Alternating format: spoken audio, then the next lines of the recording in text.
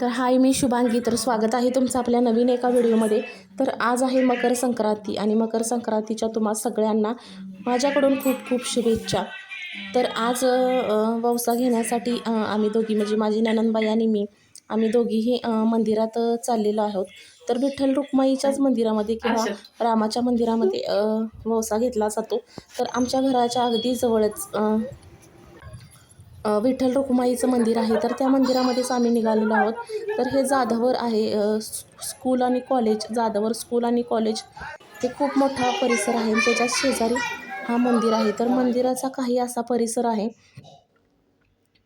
तर आम्ही गेलो त्यावेळेला एवढी गर्दी नव्हती, म्हणजे थोडीशीच रांग लागली होती आणि काही बायका इथं खाली वौसासुद्धा घेत होत्या, एकमेकींना देत होत्या अशा पद्धतीनं. आम्ही सुद्धा इथं रांगेमध्ये उभी राहिलेलो आहोत दर्शनासाठीच. तर इथं 3 ते 6चं टायमिंग होतं वौसा घेण्यासाठी. तर आम्ही 3 वाजता गेलो तेव्हा एवढी गर्दी नव्हती, पण लगेचच एक 5 ते 10 मिनटामध्ये एवढी मोठीची मोठी रांग लागली. म्हणजे 3च्या नंतर टायमिंग होतं, त्याच्यामुळं मग सगळ्या बायकांची गर्दी वाढायला लागली. तर इथं विठ्ठल रुक्माईचं आतमध्ये मंदिर आहे. तर आम्ही आतमध्ये गेलो, दर्शन घेतलं. सरस्वती मातासुद्धा आहे तिथं, गणपती बाप्पांचं दर्शन घेतलं.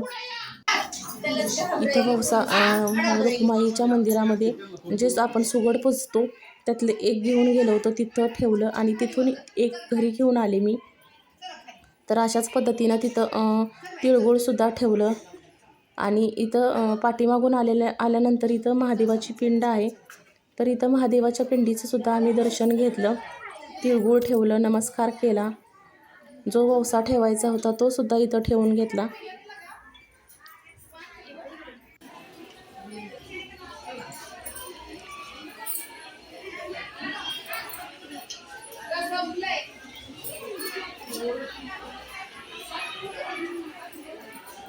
तर इथं सगळं झाल्याच्या नंतर मंदिराच्या बाहेर यायला निघालो, म्हणजे मंदिराच्या परिसरामध्येच. तर इथं ज्यांचं मंदिर आहे त्यांनी इथं हळदी कुंकूसुद्धा ठेवलं होतं. तर तिथं हळदी कुंकू घेतलं. त्यांनी वाणसुद्धा सगळ्यांना तिथं वाटलं, ते वाणसुद्धा घेतलं. आणि मग इथं मंदिराच्याच परिसरामध्ये विडे घेतले, म्हणजे 5चा विडा आहे. तर 5 विडे मांडले आणि 5 बायकांना बोलवून हे माझ्या ओट्यामध्ये मी घालायला सांगितलं. तर अशाच पद्धतीनं तिथं बायका सगळ्या करतात, कारण तिथं खूप गर्दी असते. एकमेकीच्या ओट्यामध्ये घातले जातात विडे. तर हळदी कुंकू विड्यांना सुद्धा लावून, मला सुद्धा लावून हे 5ची 5 विडे आहेत ते माझ्या ओट्यामध्ये घातले.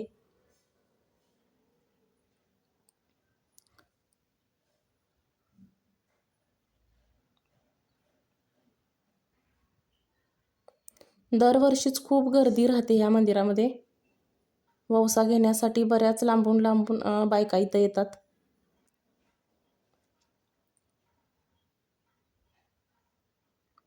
तर शेजारी एक आजी होत्या, त्यांना सुद्धा सांगितलं ओट्यामध्ये घालायला.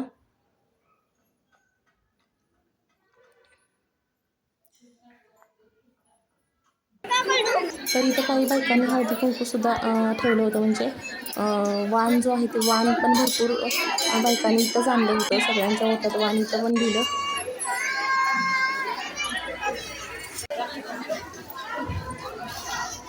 तर अशाच पद्धतीनं मंदिरामध्ये आम्ही वौसा घेतला, सगळ्यांच्या ओट्यात घातला, विडे घेतले.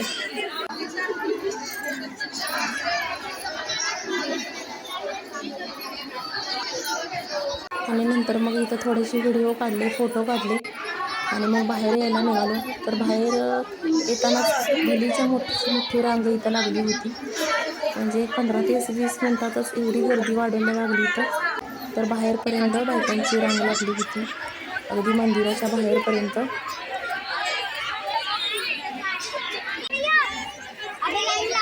तर इथं बऱ्याच बायकांचं तर फोटो वगैरे काढणंसुद्धा चाललं होतं आणि फोटो वगैरे छान येत होते बाहेर म्हणून. तर आम्ही पुढं आलो आणि पुढं आल्याच्या नंतर भरपूर गर्दी होती. अगदी पुढं चालत आलो तरी पण बायकांची रांग लागली होती.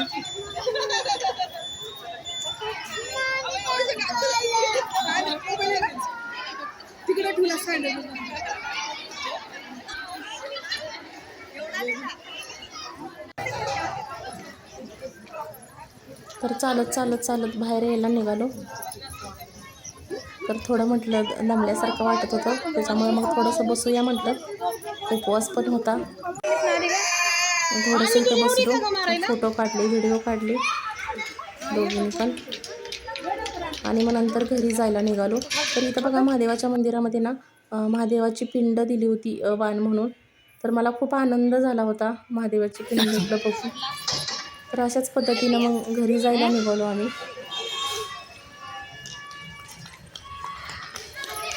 तर व्हिडिओ कसा वाटला हे कमेंट करून नक्की सांगा, आणि व्हिडिओ आवडला असेल तर व्हिडिओला लाईक करा आणि चॅनेलला पटकन सबस्क्राईब करा.